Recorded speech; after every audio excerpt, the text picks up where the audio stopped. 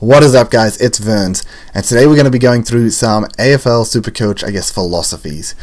So get your books out. We're going to be scholars today. No, not really, but look, we're going to jump in and go through a few things that I've been pondering over a little while. I know it's been a while since we've seen me. I've been Mia from the Supercoach Hub, and I said I'm not going to be doing too many of these videos on my channel, but because I haven't really been active, I did want to jump on and get one done. Now, the reason I haven't been active, I'll do a quick life update, is that I did go away for a week over the Philly. For those, the local slang, it's just Phillip Island. Went over there for a little bit with the family for a week. Came back and was moving house, so did that all week. Also, my granddad passed last Monday, and I did it my birthday last Wednesday, so I've had a pretty hectic last fortnight. As to why I wasn't there on the Supercoach Hub, we also had the power outages in Melbourne last Tuesday, so that delayed that.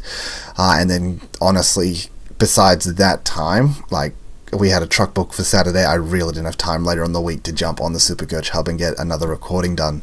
We will be doing that today, though, so make sure to tune into that. I will actually be there. But just a few things I guess I wanted to ponder and go over before I jumped onto that. A few things I've been thinking about for weeks now, but just haven't had the time to sit down and do a Supercoach video about it. So, yeah, we'll just go through some thoughts today. We will also do a bit of a team video at the end, so great, we'll jump in, do that, and a bit of an update, I guess. Not too much has changed. I've really tried to avoid touching my Supercoach team. It is one of those things that even the year before I sort of touched it like once a month. There's a lot of information coming out, there's a lot of things to consider, and I guess the first thing to ponder is it's like a lot of the information we get at the start of this year, it's almost irrelevant. Like, a lot of these podcasts, they almost don't matter. Like, I know that sounds really weird for someone that's doing content, and I don't mean they don't matter, but it's just like a lot of the information we get, a low percentage of it is useful. Like, we get a lot of information about players' roles and whatnot, and injuries, and if they're going to be best 22, and we've already seen it with a few players that are sort of just dropped off from like, hey, we're going to start these rookies, we talked a lot about these rookies, and then we've sort of come around to these practice games, and it's like, actually, they're not really best 22. And it's great to have these practice games. I'm so glad to be getting into these, and I'm so glad to be looking at the teams, because me personally, I rely a lot on my eye test. I need to see these players.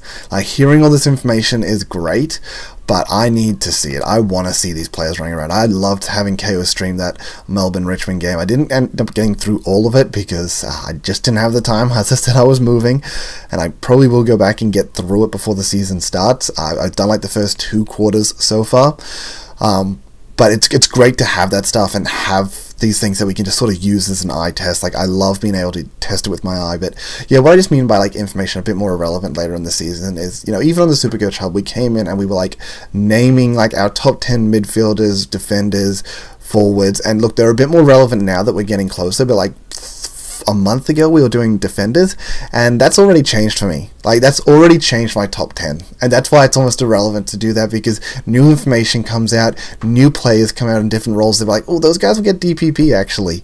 Specifically Nick Martin, he wasn't someone that was on any of our lists, because like a week later we all found out he was training in defense, and it's like, actually, like, that seemed really plausible. So it's one of those things where I didn't want to dive too much into content too early on, because I just wanted to, I guess, take a back step and just be like, to a degree, a lot of that don't matter right now. Let's wait till we see these practice games, we start seeing these open round games, we get clarity, we get information that is concrete, and we make our judgments off that, rather than a lot of speculation that we get at the start of the year. And I don't mean any hard words to anyone that has been making content. Don't get me wrong, I've been watching all that content still. It doesn't stop me from watching it.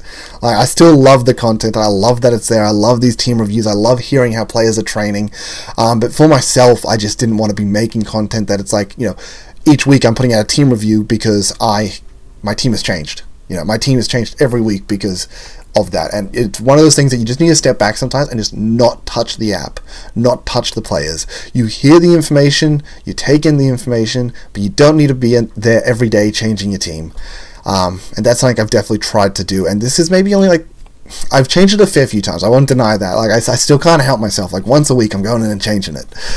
But look, I'm pretty happy with how this team is looking, pretty happy with how this structure is looking, and this structure hasn't really changed for a little while, and I'm pretty keen to, as I say, get this concrete information and lock it all in before I can lock this team in. Like, once I get this team locked in, I'm pretty happy with it, and I think there's like multiple things we can sort of go over with these team structures. I think there are other structures that, you know, are going to be different to mine that I think are still really good, but this is just, you know, I have one that I'm just favoring a little bit heavier. But yeah, I guess just wanted, as I said, just going to be us just going over just the philosophy of Supercoach. We're just going to be going over information and my thoughts and just everything we're going through. Yeah, feel free to disagree with me. Feel free to turn around and tell me I'm stupid. I don't care, but I'm just going to be going through my thoughts that I've had for the last month or so that I just haven't been able to sit down and get out. Next thing I want to talk about is buy players. Like I talked about it last time, how I talked about, hey, scoring wise, it's like if they miss one game and you get them in by round 6, like that's drastic, that's huge, that's massive. A rookie comes in 60 points, even that 60 points covering it isn't relevant. And I did use that as an example of Dacos, you know, 120. I did forget to add the rookie score in, so he did drop his average a little bit more than expected. Saying that, I still think it gets the point across. But Dacos, even if he's averaging 120 in his first 5 games for us, after his bye, if you bring him in round 6, if he averages 120 to that point, technically at a rookie score of 60, he just needs to average 108. So you could get a player that averages more than 108. Let's say I believe Sicily, Stewart, they're going to average more than that. So why would I not start guys that I think are going to average 113? Because they just need to beat 108. Like it's just not relevant. And then even on that, we're assuming Dacos is getting a 120 over the first 5 weeks. He's got Sydney, who have restricted him quite heavily. He's got Hawthorn, who have restricted him quite heavily. And don't get me wrong, I want to see Dacos flying. We all know I'm a Mad Pies fan, and the idea of watching these Collingwood games without having Dacos in my team, it's hurting me. It's genuinely hurting me, but it's just not correct. It's not the play to go for. What happens when he doesn't average 120? What happens when in these first 5 games he gets restricted quite heavily and he averages 105 or 110 and then goes 130 for the rest of the season after that? You know, why would we force ourselves into a poor position to start the season? It just doesn't make sense to me. It's the wrong play. I get that some people are saying, lock him in your team, he's a set and forget. He definitely is a set and forget. But so's Stewart. So's Sicily. Like, there's other guys that are set and forget players that we're going to slot into our team without a bye, are probably going to average more than, as I mentioned, a 108, which is probably inflated because he has to be averaging 120 to be having a 108 average by that point. It's just not correct. You just shouldn't start him. And look, I'm going to have some bold calls later on. We'll just leave it at that. But that's just something that, yeah, I've already gone over those prices. It's just not relevant to do it. Now, the other thing that you need to consider as well is that, sorry, I'm trying to think here, because I've actually put some notes here to the side. I'm always terrible at doing this. I start a video, I don't have any notes to the side, and I start waffling, and then I forget half the information. Not that I forget to cover a bunch of important things. Example, last time I forgot to count the rookie scores that come in for when you're doing the calculations. My bad. I've actually put notes to the side here, so I'm actually looking at them and using them. But I guess the other thing to consider, people are talking about trading these premiums, starting a Tom Green, flipping him on out. If you listen to the Supercoach Hub podcast a while back when I was on it, I was very vocal about how I hate that strategy. Absolutely hate that idea. I know Chris from Supercoach Insider and Swizz very big on it. Nah, it just ain't the play once again, in my opinion. Now they're thinking, let's start a Tom Green. Let's just say you start Tom Green, you flip him down the Sound Walsh. You're relying on him to have 2 good games and then flip him down. What happens in the instance where Tom Green actually flops? What happens when he has 2 mediocre games, doesn't really earn you much cash, and now you've used a sideways trade down the Tom Green? Kind of a waste. Sorry, down to Sam Walsh. What happens when you have to make correction trades at that time? Because this is going to be on the week that we have to make corrections, because this will be coming into round 3. What happens when you've got 3 rookies faulting or another mid-pricer on a different line faltering, and you need to make 4 corrections and you've still got Tom Green sitting there? You're just going to have to sit there and accept that he's there and be like, okay, well, I always pegged him for having a good season, so I guess I just have to back him in now with not a good start. Like, why would you put yourself in that position where you're forcing yourself to make a trade on one of the most important weeks of the season that we're doing correction trades? Completely ludicrous to me. And DR did bring it up on the most recent Supercoach Hub as well, because he obviously jumped in for me that couldn't make it. Pleb couldn't get there either, unfortunately, but he jumped in as a guest on that recording. They did a great job. Scobie has been doing a great job. JB doing a great job for us, for me and Pleb who haven't been there, and all those guests that jump on. And DR did bring up that I like the idea of getting a Tom Green, round 3 rocks around, and we moving down to that mid-pricer that we've missed. This Matt Crouch, this Carl Amon, this Nick Martin, whichever one of these mid-prices that actually pops off and we've missed, we just rotate Tom Green down to them, and we're good to go. You know what? I love that idea. In reality, I love that idea. But the only problem I have with that is why not just bring in a normal premium that doesn't have a buy. Now I did try to ask this on the Hub channel. I think they got a little confused. What I mean by this is I'm not talking about, why not just start Matt Crouch over Tom Green? No, I'm saying instead of starting Tom Green and flexing him down, why not just start an Andy Brayshaw? And then let's wait for one of our premiums to have a poor opening round. I get it, Tom Green's going to have one extra game than those guys, so he's potentially going to have a price rise by that time. As I said, what happens when he doesn't? But let's just say you start Andy Brayshaw instead, and something goes wrong with one of your premiums. LDU, he's out early. Oh my goodness, no. Brayshaw, he's been pushed out to a wing. It's not the role that we want. There's things that can happen with premiums that are unexpected, and I think putting yourself in a position where you're forcing yourself to make a trade early is incorrect. One of your premiums, there is a chance that they may falter. They may get injured. They may not have the role. There may just be a reason that they don't work. You start Laird and he gets pushed to the outside because Crouch is in there and he's all of a sudden only looking at like a 105 average. Things like that where it's like, oh my goodness, I need to move this premium on. I need to correct this premium.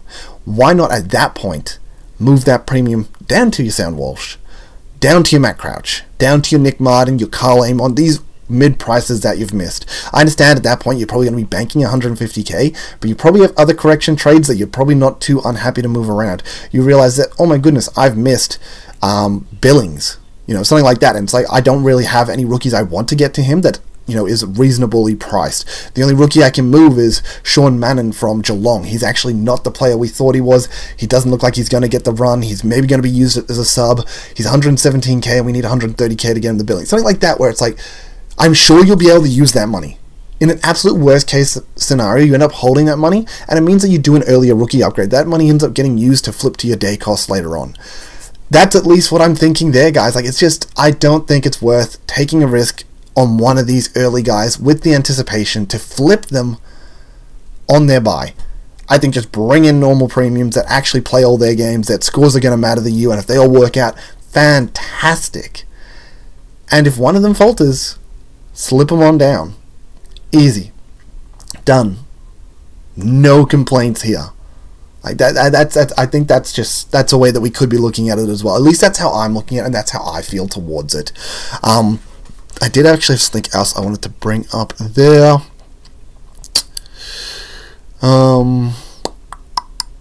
Yeah, I don't quite remember it, but yeah, I think Benny's pretty big on this idea as well. When I say Benny, I mean from Supercoach Insider as well.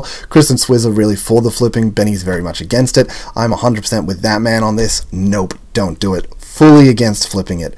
I remember now, the other thing that we're talking about is players getting flipped later on. Once again, you talk about starting a Brayshaw or something and then flipping him down to a day cost. Things like that later on in the season. The problem with these buy rounds is they don't match up well for when we want to be making any moves. So round 3, you want to flip down to a round 2 premium? No, we're making correction trades. Don't do that. Round 6, you want to flip a round 6 primo down to a round 5 primo that had a buy. It's not going to work because we're going to be looking at upgrading then. And that might sound crazy because you usually wait to round 6 to upgrade, but it's going to be earlier upgrading than normal. And I know that you're thinking, is that because of the elevated, more trades? Potentially, more trades definitely play a factor. But the other thing is we're going to have open round rookies, guys. Open round rookies that will have their prices going up from the word go. Like Finn McRae by round 5 might be flippable. Let's say Billings by that point is flippable. Billings is made. He's blown up early, and then maybe he's an injury tweak, or maybe he's had a few spike games followed up by a few mediocre games, and he's managed to get towards that 350, 400k mark. At that point, you're going to be wanting to use him as an upgrade. You want to use these players to upgrade at that point, rather than flipping a Brayshaw to a day cost. It's going to delay your upgrade season, and then you're going to be a week behind all these other guys that have already started upgrading. And as much as, hey, that might have been easy sideways for you, now that you're a week behind in premiums, a premium is outscoring your rookie, and from that point onwards, we're not going to have any buys until later on, but a rookie's going to be out, a premium's going to be outscoring your rookie by 60 points, let's say, or even 40 points, let's say. 40 points a week until your team's completed. Even if that's 8 weeks, you're giving up 320 points in that time. It just ain't worth it. It's just the wrong play. And look, I usually like to try and be positive and let everyone make their own decisions. I don't want to be like knocking back ideas. Everyone do your own thing. I try and stay on the fence and be like, I see both points of view. I can understand. But I'm just going to be firm here. I think it's 100% incorrect. And I'm going to mute that really quickly because I do not want that going on through the video. There we go. But I just think it's 100% correct. Sorry, incorrect. You shouldn't be flipping them. You shouldn't be flipping these premiums. If you're picking a premium with the intent to trade them or use them as a flip in these early buys, it is incorrect in my opinion. If you bring them in, example Matt Crouch, and you expect to flip him by his buy, which is like a round 15 buy, so these later buys, that's no problem. At that point, you probably completed your team. You can probably hold a 23rd premium if you decide that you want to use him to do your last upgrade and then bring in a 23rd premium because you got 3 trades on that buy round. Easy enough, it makes sense. That's fine. I don't have a problem with that. Early flipping, huge problem. Don't do it. Something I actually like more than flipping premiums, and this might seem ludicrous to people, but I haven't heard anyone bring up this idea yet, and look, maybe I just haven't listened to enough content here, but I think something that's more viable than flipping a premium would be flipping a rookie. And that might sound crazy to you, and you're like, what the hell do you mean by that, Vern? What I mean is we end up starting, as I mentioned, maybe a Jack Villings, maybe a Finn McRae. They play the round 0, they play round 1, they play round 2. They've already got a price rise. Now you're going to have rookies that haven't had a price rise. So let's just say Finn McRae, he blows up in round 0, drops a 110, and we're like, oh, that's our boy, he's here. And then he fills it up with a 50 and like a 45, and we're like, oh, I guess it was maybe one glow-up game. It doesn't actually look like it is what we thought it was, sort of thing. And we backtrack and we go, okay, well, over those 3 games, he just gained 60k. He's now sitting at like 215k. We could proceed to hold on to him, and he could be a slow burn towards 300k for 90 more k. Or we missed a rookie. We missed Sean Manor. We didn't get on that 117 based rookie who's going off. He's dropping 80s each week. We could just move Finn McRae down, bank 100k, and get a rookie that still potentially has 180k left in them to make. I think that's a better idea. Flip a rookie, bank an extra 70k, 50k. I mean, 50 is probably a bit under, so I'd say 70 plus. Bank maybe 70k off a rookie flip, and then that allows you to, as I mentioned, maybe upgrade earlier. We can start upgrade seasons earlier because you've made an extra 70k really quickly. It could be an option. And that may also be what helps you get to Nick Dacos later on, because he will be expensive at the end of the day. And your rookies may not have made enough cash to be able to flip straight up to him. But if you've gone ahead and banked an extra 70 to 100k off a really early rookie flip early on, now with this rookie flip, as I mentioned, this may be in a situation where you don't have other correction trades. So like, let's just say you got lucky and you only have 2 correction trades to make, and you're like, wow, my team's like kind of perfect. Now you could save a boost and power through your upgrades later on, or you could use a boost right now and, as I said, make that extra 100k so that when you go to upgrade later on, you got this extra 100k sitting there to go bang, bang, bang. That's just something else that I think's more worthwhile than flipping a premium. As I mentioned, feel free to disagree with me. That's just how I feel about it. I think that's what I would look at as a worst case scenario if everything goes horribly right, that I have extra correction trades. That's what I would look at doing. Personal opinion there, as I said, feel free to disagree, but yeah, I think that has more merit to it than flipping premiums. And it may not be, as I mentioned, instant points on the board, but it will be much faster upgrading, much easier upgrading, and you just get better cash gen, and cash is king. Cash is king. You will honestly win Supercoach if you have maybe not the best cash gen, but you need top tier cash gen. like absolute premium cash gen to be able to have a chance of winning this game. Awesome. I'm just going to have a quick look at my side notes here, see if there's anything else I was thinking about on that subject. There's a lot of things I want to go through here. Let's just... We already talked about that. Ah, yes, this is a good time to bring up this. So the other thing to bring up here is with these structures, I know it's crazy because we talk about more trades making it more fantasy-esque, and that we want to be going away from guns and rookies and getting in more mid-prices and finding more value.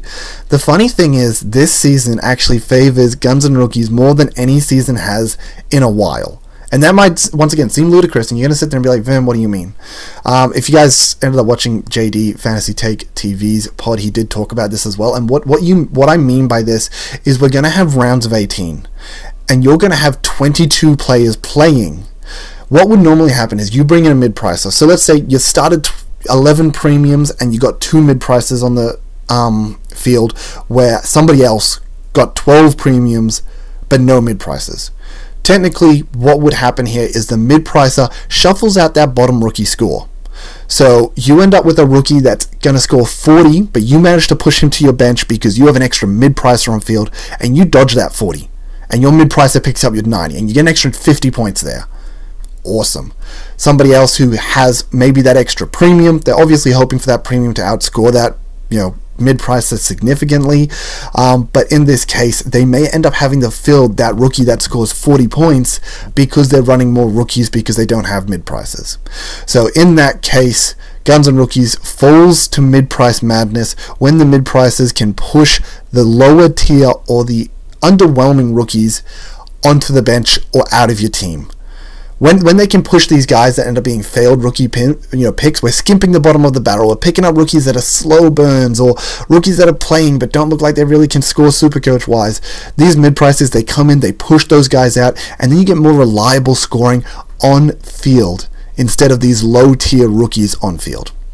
Now, what happens with this season, because we have these extra best of 18 games, 4 extra buys, round 2, 3, 5, and 6, you'll have best of 18s, which means that the team naturally cuts out the worst rookies anyway.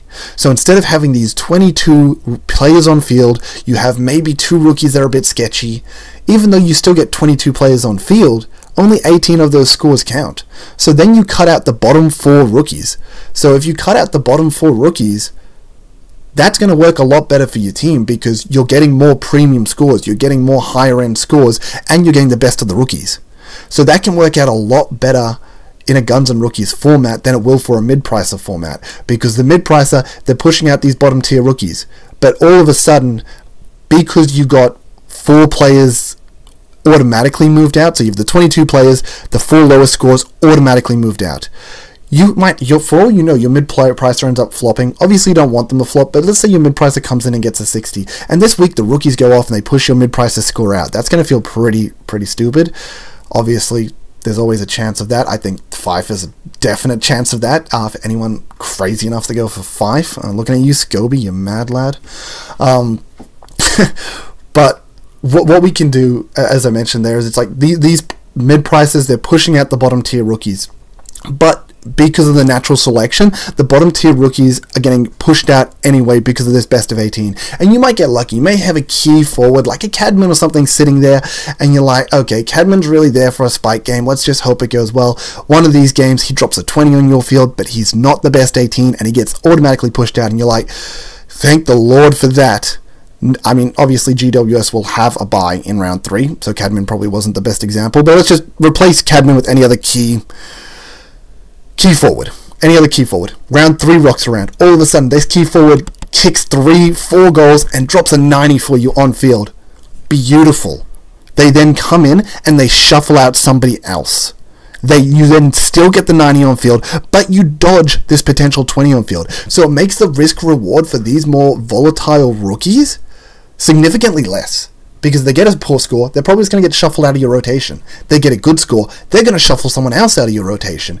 And it just favors Guns to Rookies over the mid-prices this season. Which, it's crazy to say that because more trades you think not, but it's actually, in a structured way, it actually favors Guns and Rookies a little bit more. Now, I think you could, structure-wise, feel free to play a Guns and Rookies purely format. I do think the way it has evolved, there is so many good mid-prices that you should be adding some mid-prices in. I think we don't go too crazy on the mid-prices, though, because it just favors Guns and Rookies this year. It does, so make sure you have plenty of good quality rookies in there. And it does, I'll talk about it a bit more when I get to my team structure at the end, but I'll also try not to talk about it a bit more because I think I rambled for a fair bit there, and you guys are like, yep, Vern, we get it. So, yeah, I'll jump on to the next thing. Next thing I want to go over is making some bold statements. And y'all are probably not going to like me for this, and I'm going to be honest here, but if you start Nick Dacos, you're not winning AFL Supercoach.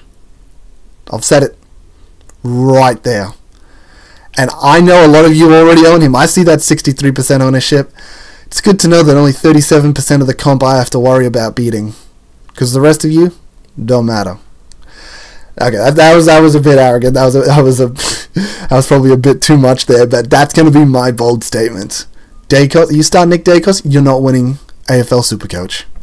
And look, at the end of the day, I do plan on winning, and a little bit of foreshadowing, I don't own Nick Dacos. Well, I don't own anyone I'm going to give a bold statement to. I'm going to give two more. I'm going to give us three that if you start, you will not win. Next one I'm going to add to that list, Errol Goulden. If you start him, you will not win AFL Supercoach. Now, don't get me wrong. If you pick them up later on in the season, you trade them in later on, perfectly fine. I think trading them in after their buys makes a lot of sense. But if you start them, you will not win. If you have already committed to the strategy of giving up Supercoach points early when there is perfectly viable picks without missing an extra game, then you're clearly... This isn't the year for you, unfortunately. There's bold statements there. Feel free to tell me why I'm wrong. Feel free to jump in those comments and be like, Vern, you're an absolute idiot. There's no way I'm not signing Nick Dacos and winning AFL Supercoach. Final one. This one's from my boy Scobie. You start Fife. You are not winning AFL Supercoach. And I'm actually really sad with the news that came out of Longmire where they talked about how they're going to highly manage him. I saw it even make Scobie falter. Because I already strongly believe that Fife was an awful pick. And then that news that came out, I think, is going to scare people off him. And I'm like, damn it. The more people on that, the more people I didn't have to worry about. And the reason for this is, at the end of the day, Fife is, over 30 now. Yes, he's a dual Brownlow medalist. Yes, he's meant to be playing midfield. First of all, is his body really going to hold up? Let's look at last season, guys. Everyone was like, if Fife holds up, he's going to be a gun. Round 1. What happened? Fife went down. I'm not saying it's going to happen again, but let's be honest here. Do we really have faith in Fife to get through a full season? You're not waiting for a full season. You're waiting for about 6 weeks or so and then upgrading him out of your team. 6 games or so? Do you think he can do it? I highly doubt it. And the other thing on top of this is you guys want 6 games with good scoring. He's already at an elevated price. He's going to have to score quite well to earn this extra 120k. Is he going to be able to do that? In my opinion, no. He's going to be getting managed. He's going to play managed minutes. If they get a blowout, he's a good chance to get subbed off by the 3rd quarter. But it's just not going to happen. Fife ain't the pick for me. And I think if you pick him, you're crazy. Now, obviously, Longmire came out and mentioned that, I think he said it to our boy Damo. He's probably already given that information out to everyone, or everyone's already seen it if you're in our exclusive chat, but I'm sure people are already talking about it. When Longmire mentioned, Freo have 6-day breaks over their first 3 weeks. Fife is definitely getting managed over that period of time. That means he's getting subbed early at 3/4 time. That means that he's going to take a rest in one of those games and not play it. No matter what the answer is, he is not a good pick. And you should stay away. If he gets through those 6 games, great. But at what cost? He had to miss how many games? He had to score, 50 Supercoach? He's not making you money. He's not making you money if he gets through 6 games. And if he's going to be playing enough to make you money, he is going to get injured real quick. So yeah, they're my 3 bold statements heading into this season. And feel free to tell me elsewise. Look, this is going to be a good time to plug it right here, but for all those that have already liked and subscribed to the channel, definitely appreciate it. But make sure that you click on that subscribe button too for your consistent injections of Supercoach content directly into your YouTube feed. I will obviously be doing my round reviews week to week, and I will probably put out a few team ideas towards the end of the start of the season, as I sort of did for NBL. If you did follow that, I put out like 4 structures I liked. One of them did rely on an injury-related player. If they got up, he didn't get up. So if you take that structure out, there was 3 viable structures that I gave that you could pick. And if you picked either of the 2 of those 3 teams, you started in the top 100. One of them started you like rank 30, one of them started you like rank 70, and then the other one kept you a little bit outside the top 100, but once again wasn't a bad team. So gave 3 pretty good structures for that. I'm going to try and give a few different structure ideas for this as well. I'm going to go pretty ham, probably a mid-price heavy team, a rookie, guns and rookie heavy team, and then the sweet spot in the middle, which, let's be honest, I'm playing towards that.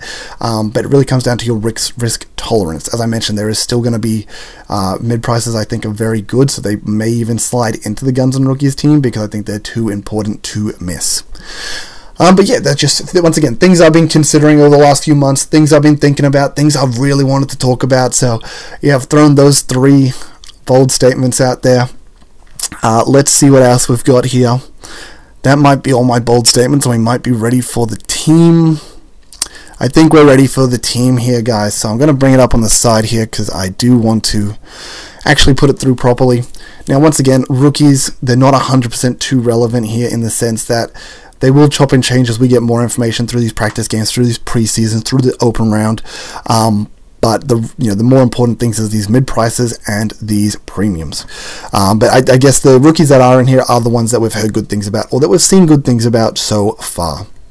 So I'm going to speed run this a little bit because I know I've been talking for a bit.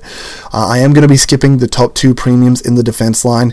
You already know how I feel about Dacos. Sicily with blank out, I just don't know if I want to go for it. Saying that, I'm meant to be going to the Hawthorn Essendon game to start the season, and I don't know if I want to go watch Sicily live without owning Sicily. That does seem a bit scary, but it's going to be Tom Stewart to start this team. We're going to stick him in there. I like Stewart. He's going into St Kilda early, who we know are notorious for giving up massive points to defenders, especially those floating intercept defenders. They've done it all of last season. They did it to Sicily. They've done it, yeah, they did it all last season until they started tagging. And Stewart, he's got them in round 1. I think this will be a make or break pick, because if he comes out with a 170 to start, you're already going to start behind the 8 ball not owning him. Saying that, Cooper Sharman named to go tag him could be a bit iffy, but Stewart might just get pushed up on ball, which happened last season when they played St Kilda. He got pushed on ball to avoid that tag, and then he had a massive final quarter and scored 60 points in the final quarter to get a good Supercoach score. So I think in a worst case scenario, even with a tag, he's going to score decent, because I think he'll get pushed up on ball to break that tag. But I think if they don't tag him, he's going to just go massive on St Kilda. We saw it all of last year. So Stewart, massive start for me. It's going to be very good. Next pick down here, we're going past Luke Ryan this time. Now, the reason I'm going past Luke Ryan, it's actually shout out to our man, the Big Horse from Inside Fantasy Sports. He did actually mention Luke Ryan. I don't know if it was ankle or foot injury, but he had some sort of injury that he was coming back off, and he's actually struggling to kick the ball long distances. And that might sound crazy, but I think apparently he's struggling to get it over 40 meters. So what a lot of their drills are doing is he's doing the kick to the side to someone else who can then kick it out of defense. So he's just distributing it in defense, and then someone's getting it out of defense. And that might be like, oh, okay, why is that a big deal then? If he's still getting the kick, is it a big deal? One of these things is that the way Supercoach works is it takes into account meters gains, long kicks, things like that. They're very important. And long kicks, if you do a standard kick, it's usually 4 points. Now, if you do a long kick from the Supercoach data that we get, it's actually an extra 3.5 on top of that. So that's 7.5 points. So all of a sudden, if you're cutting those out of Luke Ryan's game, it's massive. I believe Big Horse brought up the stat where 28% of Luke Ryan's score was from long kicks. Now, I don't know if that's... Now, he didn't clarify if that 28% is him already taking into account that, yes, you still get 4 points for the kick, or if or if that's the full 7.5 taken out of his game from the long kicks. So let's just assume it's the lesser one. so that that he hasn't done the calculation yet. 28% of his score is made up of those long kicks.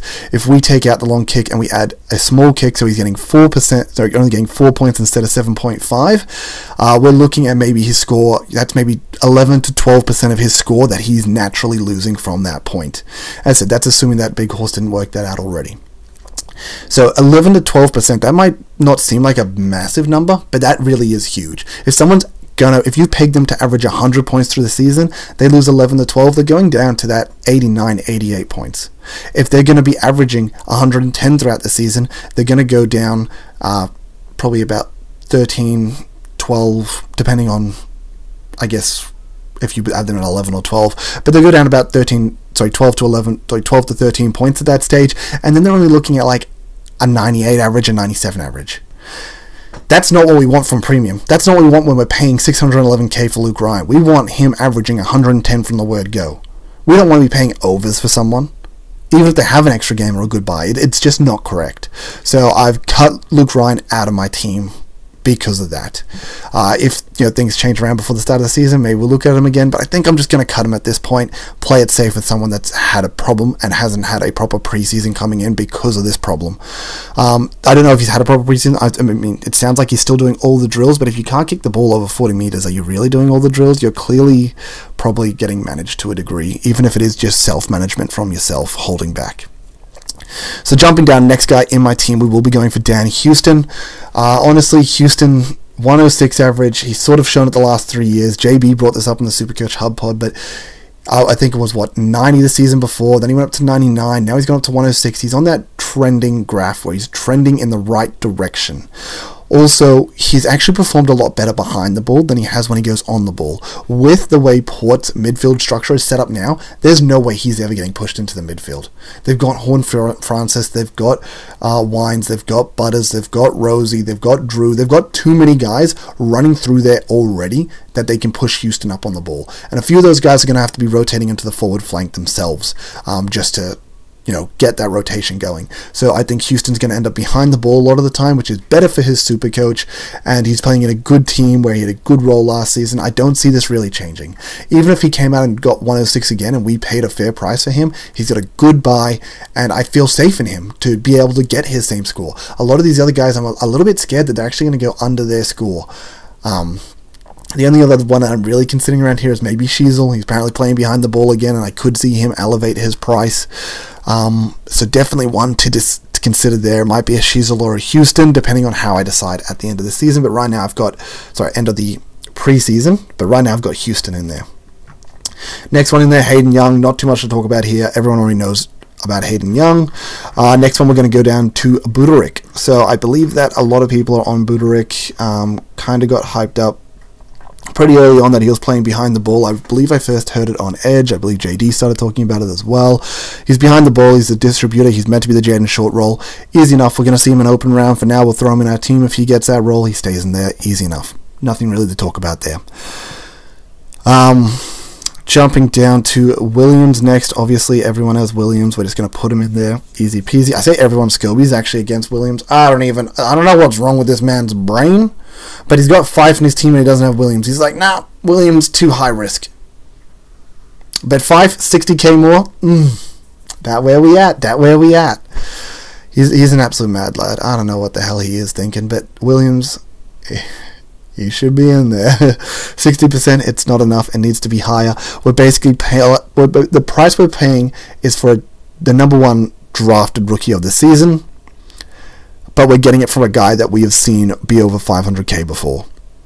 Let's just assume he's fit and firing. What's the risk versus reward here? Risk, he gets injured early on. Okay, that sucks. I guess we just move him down to another rookie. Reward, he goes absolutely fucking bananas, 100 points average. Now, don't get me wrong. I don't think that's the case. I don't think it will be the 100 points average.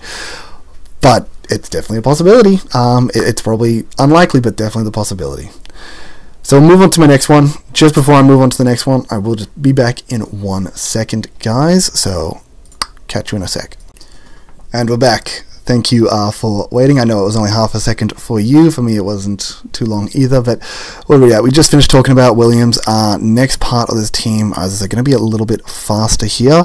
Look, I've put Dan Curtin in there for now. Really just a bit of a placeholder. He is an elevated rookie, so it's nice to have that sort of price around there because then we can easily go down to anyone that we want. Hall looks like he's maybe not best 22, so that's why we avoided him. Same with potentially Trezise. Same with potentially Caulfield. If you did listen to DR, did a podcast with Inside the Kennel for the dogs sort of review, and he talked about Caulfield not really being best 22, maybe the 4th best tall, which doesn't really scream Supercoach pick.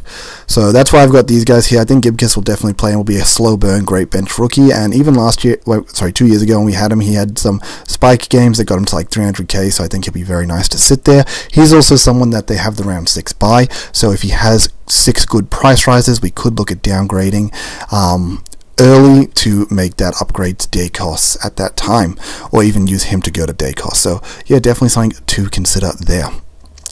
We'll be jumping into the midfield now, starting off with the big old Bont. You guys, if you have watched my previous videos, you know how I feel about Bont. So I'm going to try and make sure I'm speaking up. I got a little bit carried away sort of talking softly, but Bont, I think, yeah, just absolute set and forget. It's going to be super good. Yeah, he might drop a price at some point, but you're still going to have to find over 650k to get him in your lowest price, in my opinion.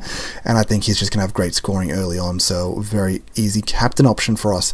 The other thing to consider here is if you want to be getting Bont or Dacos in, like if you want to get a player in for your very first upgrade and you have to get Dacos in or something like that, then all of a sudden you have to wait an extra week to get Bont in, and the more damage, the more time you wait, the more damage he's going to do. So I'm very happy to start him. I think you should start either one of Bont or Dacos, and when I say that, I don't think you should start Dacos at all, so the answer is start Bont. Yeah, I guess pretty clear there. Now, I'm fine if you go down and you get a Laird, you get a Liberatore, you get a Dawson, get guys like that, save 60k, and maybe you can get a better rookie from that, or different mid-prices, something like that. I don't think Bont's the be-all, end-all, but I'm going to feel very safe with him in my team, and I'm very happy to have him there as a set and forget. Then we're going to go down and find some value in Butters and Uniac. They are players that I think are definitely underpriced for what they can do. Yeah, honestly, it's as simple as that. Underpriced for what they can do, good buys, it's going to work out quite well. I know I talked about the buys in my last video. I guess something to go over quickly is I would actually, I guess, bump North Melbourne up, actually, which sounds really weird. So I did my tier list where I put like, I was about to say Houston instead of Power. So Power and Freo as tier 1. I would actually put North as a 1.5. And as I mentioned previously, buy 12 is usually not a buy round that we like, but in this case there's only 4 teams on it. The teams that are on it are teams that we're not really going to have players for. We're not going to have any Brisbane players. I think the other team is Sydney. We're not going to have too many of those guys. And the other team also a buy team. I forget who it is. Doesn't really matter. Either way, though, we're not going to have too many of those players from that buy team. So all of a sudden, there's only 4 teams on the buy in round 12. And we're not going to own many of them from the other teams. So why not get North players? North players would actually be more important there because you only need a best 22. And if you have 30 players playing on one buy, it's going to make the other buys harder. So I think having Luke Davis, Uniac, having North players, I actually think they'd bump up to like a 1.5 in my tier list, which is probably the only year I'm going to say that, you know, around 12 buy is actually the better buy to have.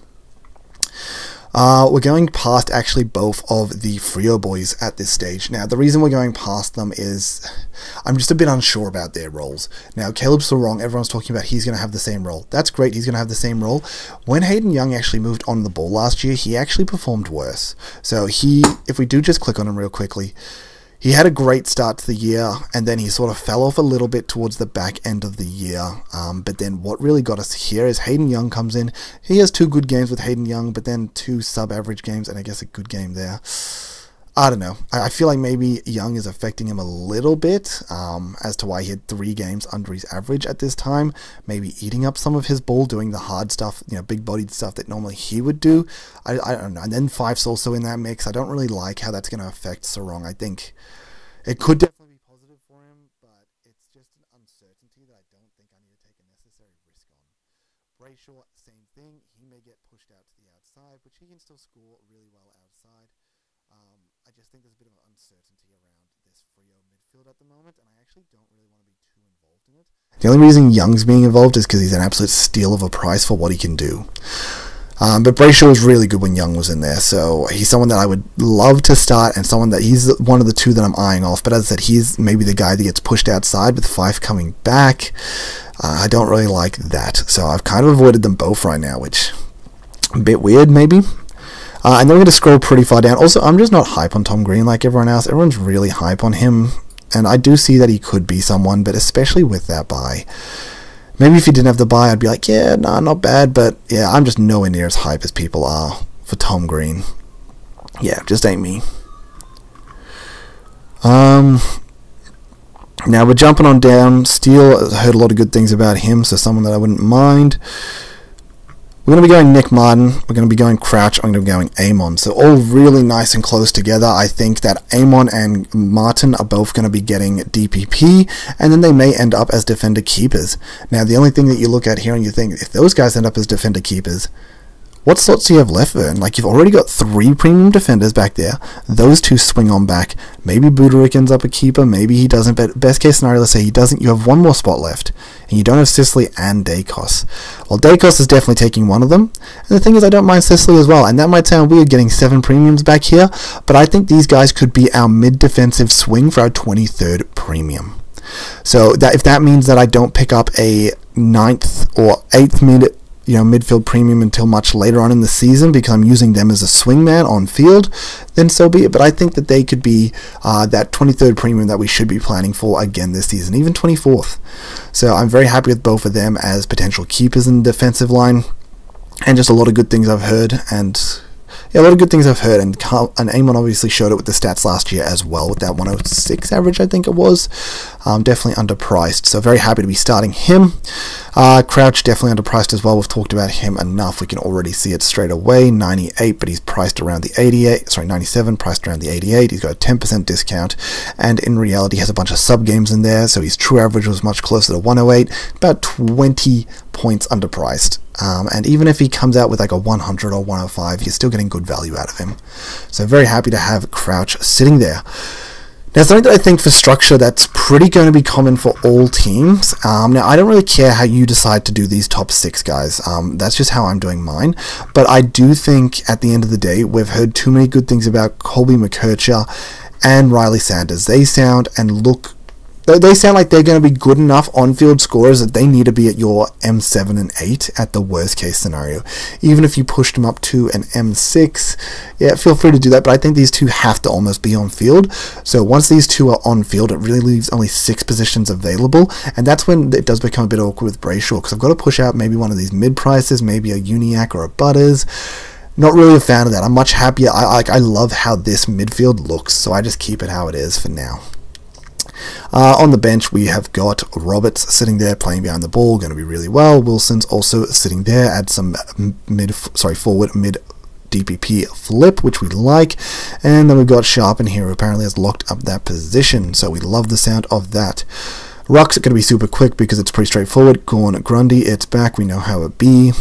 That simple. For the rookie, we want more or less a playing one, so I've put Conway there. The reason Conway's sitting there is, say he doesn't end up playing and then we move him down to someone, it's much better to have him there now rather than, let's say we put a Sweet there. Sweet, it looks like he's second in line. He's not going to be that number 1 ruck, so he's probably not starting in our teams, but let's say you have a Sweet sitting there in your team currently. Sweet doesn't get named. Conway does get named, and you decide, okay, well, I'm going to move to Conway. Then you have to find 22k. And what happens when you've made a team with 10k in the bank and you're sitting there like shit? Now I have to break my structure, move out a player that I like, maybe a rookie I like. It's just not good. It's much easier to start with the higher priced rookie or premium in this case. Sorry, not in this case. Rookie, premium, whatever you want. And then, oh, Sweet gets named, move him down, bank 22k, easy, done, whatever, you know. Much easier to go down than go up. So we've got Conway sitting there. Worst case scenario, if somebody doesn't get named, I guess we go all the way down to a non-playing player. We also have Kruger down here, could bank 60k. And then maybe that means that we can make a positive upgrade. Or maybe we just end up holding the money for our first upgrades. Who knows? But yeah, Ruck's pretty straightforward. McRae had a hamstring tweak and I am scared off. It's that simple. I'm scared of him now. I was always a bit iffy on McRae, and then I decided, you know what, I shouldn't be iffy on him, and then he had a hamstring tweak, and then in the most recent game I heard that he wasn't, no, I don't think he actually even played because of that hamstring tweak, but yeah, a bit put off McRae at the moment. So we're going to go Flanders F1 for us. I think if you're not starting him, it's just a mistake. He's definitely underpriced, and he's probably going to be top 6, and there's nothing you can tell me that's going to say elsewise. Once again, we have the open round to look at him, though, so things don't work out on the open round. You can easily abort shift before it's even set sail. Now jumping on down, because this is where we're going down. I think this is pretty basic for everyone. At the end of the day, the value is in the forward line because we don't have any good premiums to go to. So since we don't have good premiums to go to, we're filling it full of the rookies that we can see and then spending up elsewhere. So we're going to go down and we're going to stick in, oh my goodness, 5. Don't do it. But Harms I don't mind as an answer, but I will actually be going for now Billings. I don't need to say too much about Billings. Looked really good in their practice game, and I liked what he was doing. They talked about that inside kick that he provides, and I think their first or second goal, he delivered a beautiful kick, and they got a mark and scored a goal off it, and it was like, yeah, that was a beautiful way to kick to the advantage of your team, and that's what you're meant to be there for. So I really like him. Harley Reid, obviously no-brainer. I think Lazaro has got a lot of traction after his last game, so we're all sort of on that. I've also got Windsor in there because I really liked what he did. We did have the podcast with Swizz and the centre bounce Joe that I thought was really good. They talked about Windsor looking really good. I thought he looked really good from the broadcast. Apparently people didn't think he looked really good from the broadcast. As I said, I'm only 2 quarters into this game though, so maybe he dies off in the second half, but I was happy enough with him. I mean, obviously got Hunter to consider, and maybe he gets pushed out when Hunter comes back, but I was pretty happy with what he did, so I've got him there for now. Once again, open round to make those decisions. Finn McRae, I think a no-brainer. Sexton, a no-brainer. Now, these guys are all open round players. Windsor, McRae, Sexton. So we have an extra look at these guys before we get to lock them in. And then I have Mana to finish it off. And it leaves good money in the bank. 61k sitting there. Really nice. I can actually push, I'm pretty sure, Windsor up to Harms if I really want.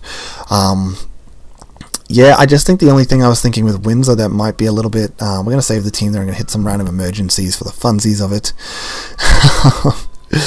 Yeah, that might seem random, but I don't know. If I don't see the E on this, it gives me PTSD. I need my E on my players, please. Please, game, do it for me. Okay, enough rambling here, but I guess, yeah, this is how I'm sort of looking at the team for now. As I mentioned, I can go up the Harms off Windsor. I thought the only thing there is technically they get 6 games in before, when Harms gets 5 games in before their bye. So Windsor, once again, like a Billings, like a Gibkiss, could be players that we look to upgrade early because they get that extra price rise into their cycle. So even if Harms is outscoring Windsor, it does need to be by a decent amount because he's not 70k, but he's more expensive. And then on top of that, Windsor's going to have 1 extra game to get an extra bit of a price rise on top of him, so could mean that we can use him as an early upgrade. Maybe at that point Billings is still killing it. Maybe he looks like he could be going to 400k. Windsor's sort of hit his sort of break even. He's not going to make too much more cash. Same with Gibkiss. Maybe we can downgrade Windsor, upgrade Gibkiss. First trade done, easy peasy. These guys also have the open round game, so maybe round 3 comes round and we realize, man, Windsor isn't actually the pick, but maybe he's earned, as I mentioned, 50k in that time, so he's 230. We downgrade him to a guy that's maybe 120k at that time, and then you bank 120k and use that for your first upgrade. Things like that, where it's like I like the open round rookies a lot, especially the Tigers and Melbourne ones, because those are guys we can use to upgrade early. Yeah, just my point of view there. We can honestly talk about captains real quickly because this isn't really going to change too much. Carlton Richmond game, if you're ballsy enough to go with Sam Walsh, I think feel free to throw a VC on him. Saying that, the only other thing, sorry, this is actually something I did want to talk about that's not on my list. Once again, I'm just detouring everywhere. This is why I needed to write a list at the start. But starting a non-playing player is actually a little bit more valuable than I think I was giving it credit for originally. And you guys think, what do you mean? You have a bunch of buys early, Vern. Well, the thing is, we don't have a buy round 1. Round 2, I'm not picking... Oh, actually, I do have Williams. I was going to say I'm not picking any Carlton or Brisbane players, but I do have Williams there, actually, so it is relevant. Round 3. I guess it's only round 1 and round 4. Sorry, I didn't even realize I had Williams. I was going to say round 1, 2, and 4, but we have Williams, so that's fine. yeah, sorry, I was going through captains real quick. Sorry, I got caught on myself. If you're running a DPP, sorry, a non-playing player, feel free to throw a VC on Walsh, I guess. Merritt maybe gets tagged, but maybe you could look at a Sicily VC if you want. You could definitely look at a Stewart VC. I love a Stewart VC, honestly. I also love Butters as a C as well. Oh my goodness, I tried to click C. Why did you do that? Yeah, I mean, look, Port into West Coast, that screams really good for Port. The other thing that I didn't mention with Houston as well early is that Port have so many early games at Adelaide Oval. So just looking at their roster, the reason that I like power players even more is that we look at this, boom, look at that. Their first 8 games, 2 of them are not at Adelaide. They have 6 games at Adelaide Oval. So he is probably going to start a lot more hot than not. And then if you get on him later, he has a lot of away games after that to make up for it. So he's much better to start than jump on later on. So I think starting Houston, very nice. But yeah, I don't mind the idea of a Butters for a captain here. I think he's going to be probably the most go-to for a lot of people. And as I mentioned, Sicily is a good VC, Stewart a good VC. Maybe you can run the straight C on them, but maybe a bit too crazy. GWS, if you run a Tom Green or a Josh Kelly or a Caniglio, feel free to run them in there. I guess that's the only thing with the flip strategy is rather than Tom Green, I do like Kelly and Caniglio better. If you 100%, if you're going to flip 100%, pick a lower priced player that can earn more money and is a bit more volatile on their scoring, like a Cogs or a Kelly. I think that's better. If you're picking Green with the, I'm probably going to flip, but if he does go nuts, maybe I'll keep him. I mean, in my opinion, you shouldn't even be picking him then. So I think if you pick with the intention to flip, you need to flip. And if you get pushed out of a flip, then it's just not the right pick.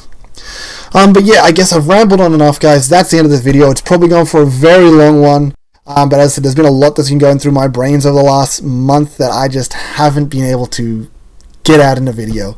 So yeah, look, once again, I appreciate all those that stayed to the end of the video, especially those that have liked and subscribed to the channel for consistent injections of Supercoach content. But I'll be on the Supercoach Hub tonight, so check me out there, be talking it through with the boys. And as I've mentioned it previously, I'm probably going to do a lot of work through the Supercoach Hub in the preseason rather than my own channel, rather than just, I guess, a team reveal and then like a team update, and my weekly review I'll do as well on this channel. But yeah, definitely jump over to the Supercoach Hub and check those out. We will also be doing a fundraiser group league for I need to go check that out for the Podmasters, but it will be getting splashed on the Supercoach Hub. We'll probably drop that tonight, more information there. But if you are interested, feel free to get in touch with me via Twitter or even in my comments, and I will look at DMing you information for getting part of the fundraiser for that. I should probably stop being lazy and really bring it up, but as I said, we'll talk about it tonight, and I am honestly, I've talked too much already at this point. I got to cut it here, boys. But yeah, I appreciate y'all, and I will catch you in the next one.